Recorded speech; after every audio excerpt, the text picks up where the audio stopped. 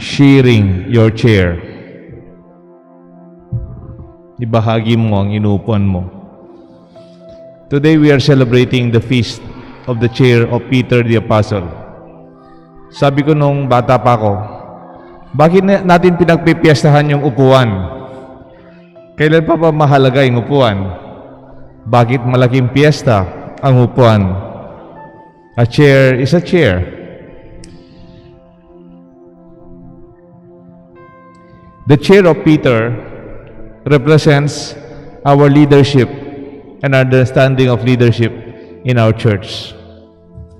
The gospel today affirms that Peter is the rock, and upon this rock I will build my church. And we would like to proclaim that our church comes from Christ through this gospel in Peter, saying in Matthew 18:13-19.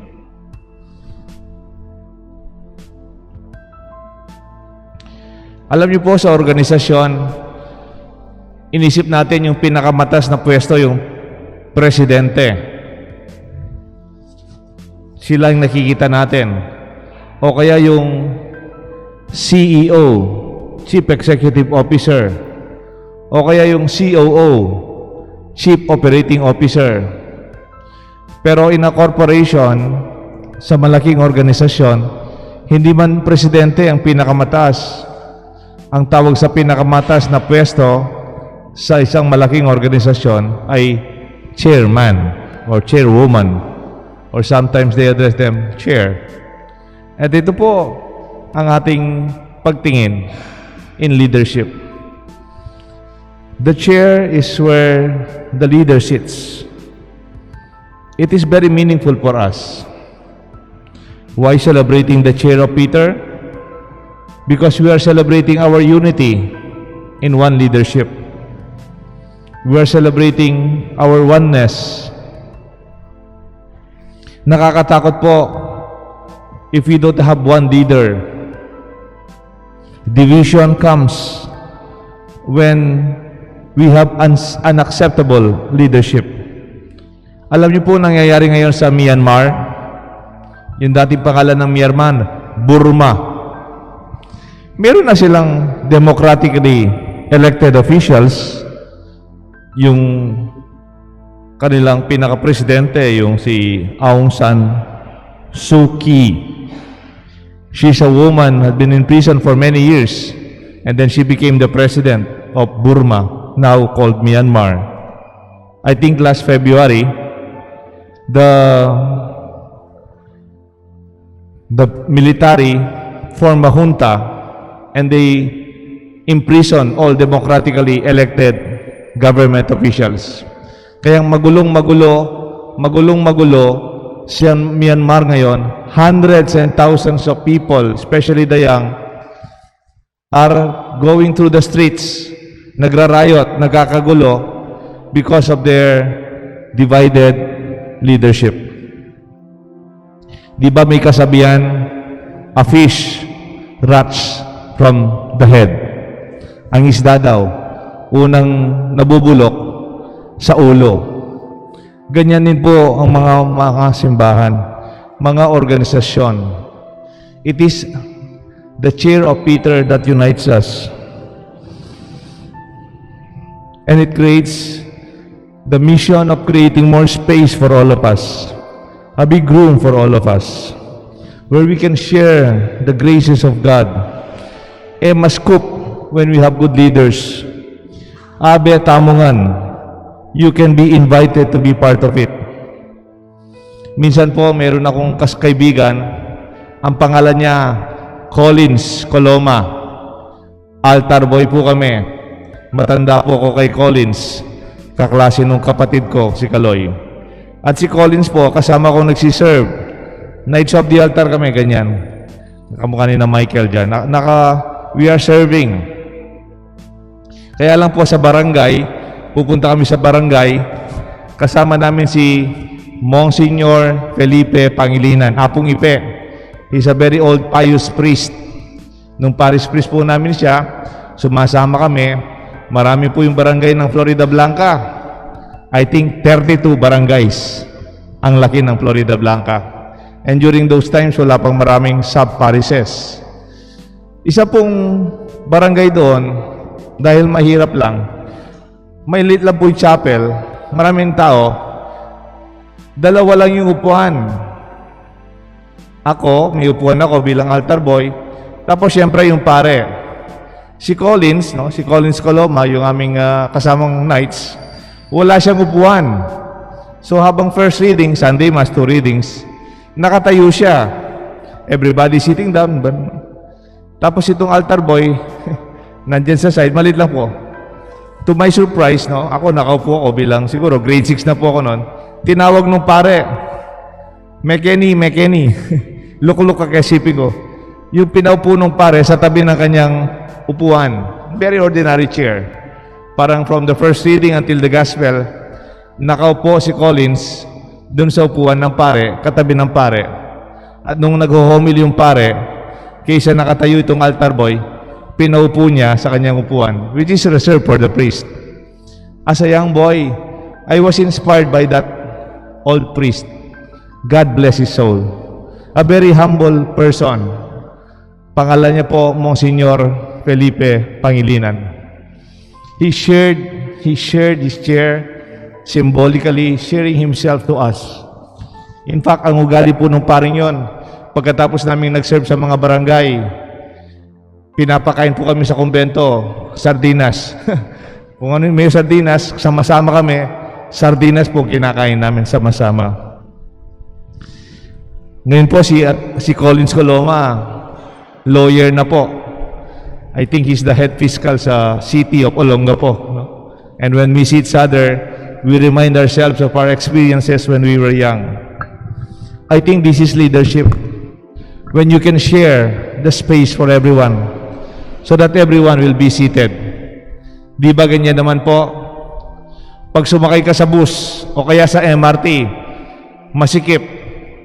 If you are a gentleman, if you are a good person, if you are a good young man, tatayo ka, you will share your seat. Bibigay mo yung upuan mo.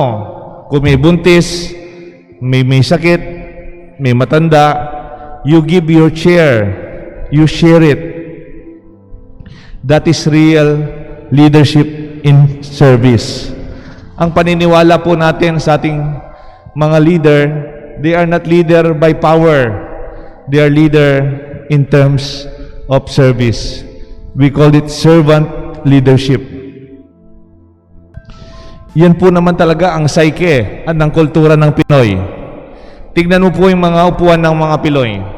Sa mga barangay, sa mga bahay-bahay, napansin po ninyo? Yung mga barangay sa mga baryo, yung upuan, hindi naman kanya-kanyang upuan. Tignan niyo po sa mga barangay, ang upuan nila, ang tawag natin, bangko. Yung mga bangko sa Pilipinas, they are long chairs of wooden chair. Tuloy-tuloy lang. Hindi lang isang upuan, dalawang upuan, kanya-kanya, individual. Yung mga expression of our chairs are meant to be shared. Kaya yung upuan na yan, kung walang pandemic, pwede kayong 3, pwede kayong 4, pwede kayong 5. Kung may darating pa, konti lang, pwede pa kayong maging 6. Tingnan niyo po yung another Filipino expression of our psyche. Our famous jeepney. Pag sumakay ka sa jeep, nung wala pang pandemic, yung upuan, dire-diretso lang. Pwedeng sabihin nilang pang 7, pwedeng pang 8. Depende. Pag minsan wala pang child seat, yung mga jeepneys. And yan, kung ilan yung makakasya, we will accommodate them. Ganyan po ang pag-isip ng Pinoy. Sana ganyan din ang ating kultura sa ating mga namumuno. That we could share what we have. We could share our resources. We could share our authorities. We decide together. Even if you are the chairman of the board, you are part of the bigger body. Mayroon pong song, kinanta po ni Gary Granada. Si Gary Granada po, Protestant pastor. Pero gustong-gusto ko yung mga Filipino songs niya. Pero ang song na ito yata, kinompose ni Florante. Sabi ng song, ang title ng song, Kahit Konti. Maari bang umusog ng konti? Hati-hati dahil masyadong masikip ang upuan? At kung ayo'y kausapin, ako naman hindi maselan at payag matabihan. Umuusog kahit konti. You can move a little, you can adjust. I could give you a space for you to be able to be seated. This is our celebration in our church. It is accommodating. It is welcoming. Hindi mo naglalagay ng bakod, hanggang dito ka lang, hanggang dyan ka lang. And that is the grace of the chair of Peter.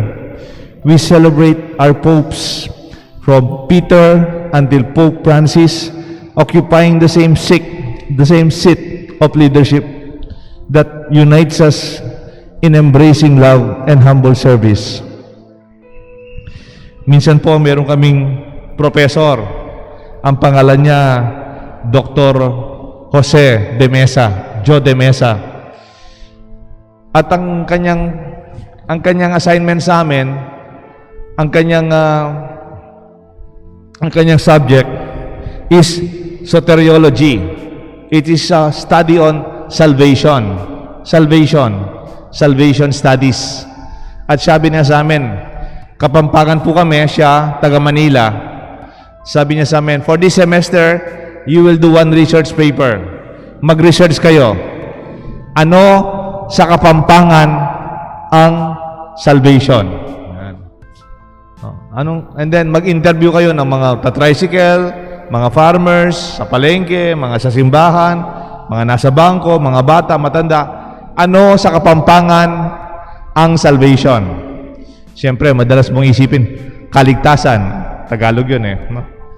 Alam niyo po kung ano yung na-discover naming word after all the interviews, after many words are suggested, after a lot of discussion, Kapampangan term and understanding of our own salvation from the Christ perspective, ing salitang manawa. Can you repeat that? Manawa. Manawa. For us, that is salvation. Hindi masikip, hindi maluwang, manawa imbye. Kumusta ko po? O ini, manawa imbye. Hindi mo naman sinasabing mayaman na mayaman ka, hindi mo naman sinasabing nagugutom ka, pero manawa. We just have what is enough. It is our Kapampangan term for salvation, doing soteriology with Joe de Mesa. And it discusses how we understand our salvation. Gawan tamong manawa, king balang metong, alang sobra for you, while the others, gutom naman at walang lugar. Creating space and making them comfortable with the space given to them.